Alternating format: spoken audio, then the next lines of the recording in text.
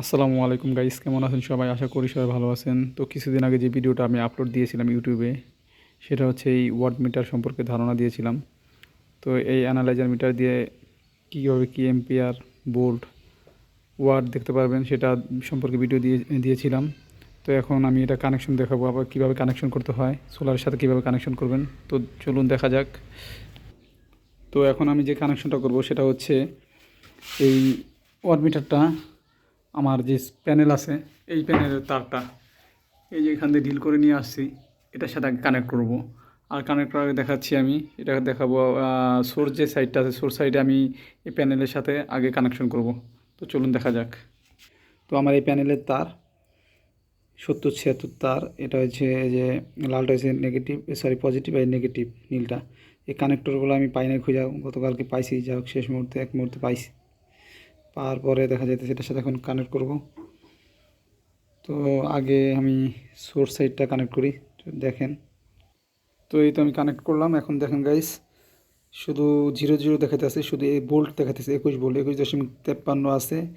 তো এটা কিছুদিন আগেও দেখা যায় যখন রোদ ছিল, মানে প্রচণ্ড, এখন তো আবার একটু রোদ কম, তো এখন কম দেখাতেছে। 22 ভোল্ট 23 ভোল্ট উঠে মাঝে মধ্যে দেখি।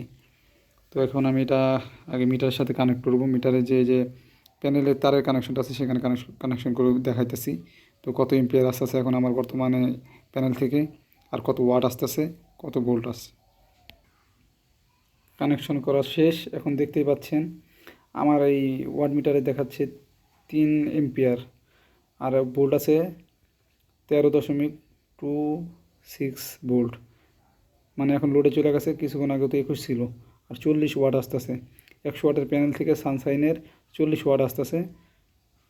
এখন একটু ছাদে যাই, ছাদে হয়তো বা ছায়া পড়ছে, ছায়ার কারণে এরকম সমস্যা দেখা দিতেছে, নাহলে আরও ওয়াট থাকার কথা। গতকালকে আমি যখন এটা লাগাইছিলাম তখন আমি দেখছিলাম প্রায় প্রচণ্ড রোদে প্রায় 60-62 ওয়াটও ছিল। তখন এম্পিয়ার আসতো 4-5। তো একটু ছাদে যাই, ছাদে যাই দেখা যাক কী অবস্থা। এই হচ্ছে ছাদ, সিঁড়ি, এটাতেই উঠতে হইব, কিছু করার নাই।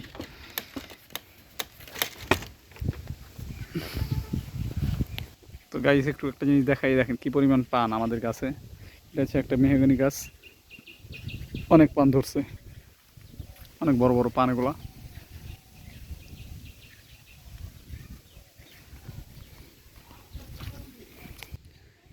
এই গাছের, বাঁশ গাছের কারণে প্যানেলটা ছায়া পড়তো, এই কারণে যে আমি অনেকগুলো আগা কেটে দিচ্ছি, এরকম কাটছিলাম, আজকেও কাটলাম অনেকগুলো, কিছু করার নাই। প্রায় 4 থেকে 5টা গাছের করে দিলাম, আগাগুলো কেটে দিলাম।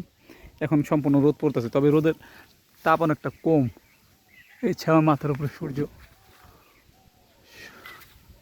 তো অনেকটা ছায়া ছায়া, এই কারণে ওয়াট কম আসতেছে। রোদের তাপ যখন বাড়বে অবশ্যই ওয়াটটাও আমার বেড়ে যাবে, এম্পিয়ারও বাড়বে। তো দেখা যাক এখন কত ওয়াট আসতেছে। প্যানেলে আসতেছে 2.1 এম্পিয়ার। কানেকশন লুজ আছে, এক হাতে ভিডিও করাটা ঝামেলা, কানেকশনটা লুজ আছে।